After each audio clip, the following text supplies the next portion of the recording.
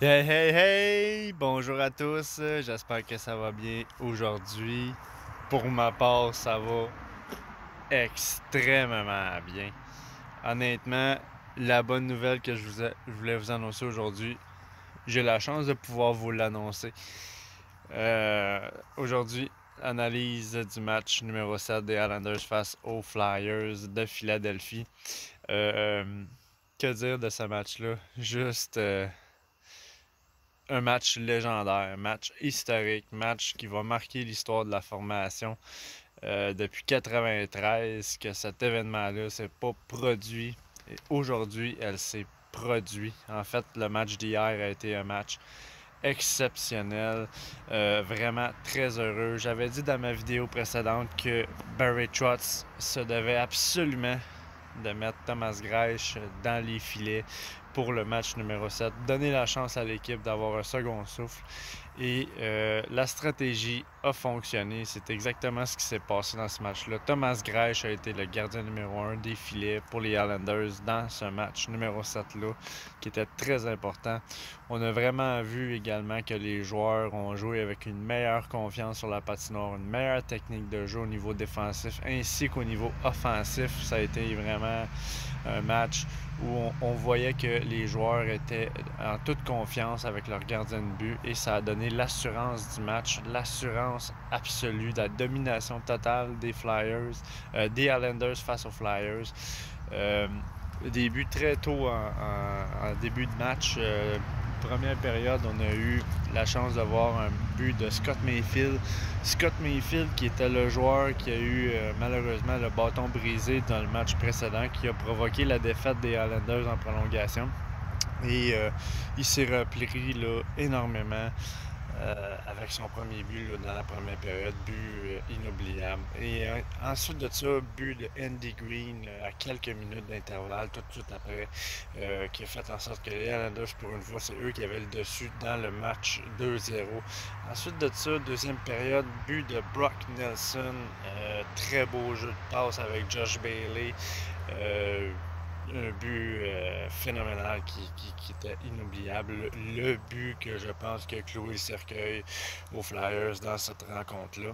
Et ensuite de ça, but de Anthony Beauvillier dans un filet désert pour terminer avec un blanchissage. Les Islanders ont réussi à atteindre la conférence, la finale de conférence pour le round numéro 3 dans l'Est et a blanchi les Flyers dans le dernier match. Et c'était une victoire extrêmement convaincante. Et comme je le disais, la meilleure équipe allait gagner cette rencontre-là. Je pense que je continue à dire que ce qui a provoqué la défaite des Islanders depuis les 3 derniers matchs était malheureusement euh, Semyon Varlamov qui n'avait pas performé. On a extrêmement vu la différence avec Thomas Greisch dans le match numéro 7. Les joueurs étaient confiants, les joueurs jouaient bien, le gardien de but a fait les arrêts clés, les arrêts importants, des belles arrêts.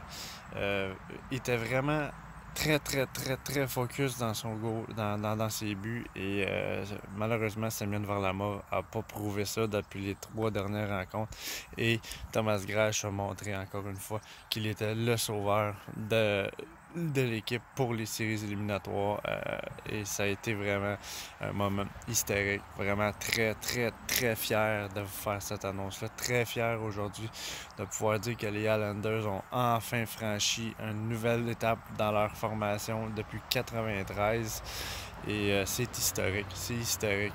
C'est sûr que le défi pour le rang numéro 3 est encore plus grand.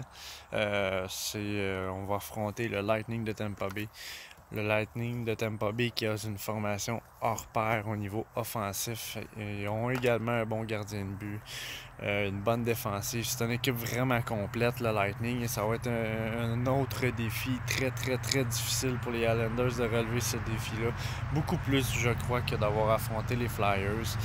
Euh, pour ma part, pour ce qui va s'en suivre, euh, j'en tiens pas vigueur.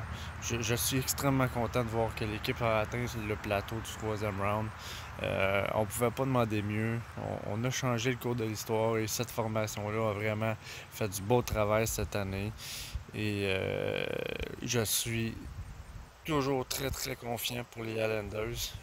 Si on réussit à passer le Lightning de Tampa Bay, je pense qu'il n'y aura plus aucune barrière pour l'équipe pour la finale de la Coupe Stanley. Si jamais on réussit à passer le rang de 3. Je suis très sceptique face à l'équipe qu'on va affronter.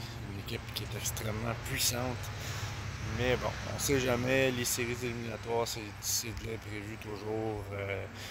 Des fois, tout est une question de un ou deux buts qui peut faire la grosse différence dans cette série-là.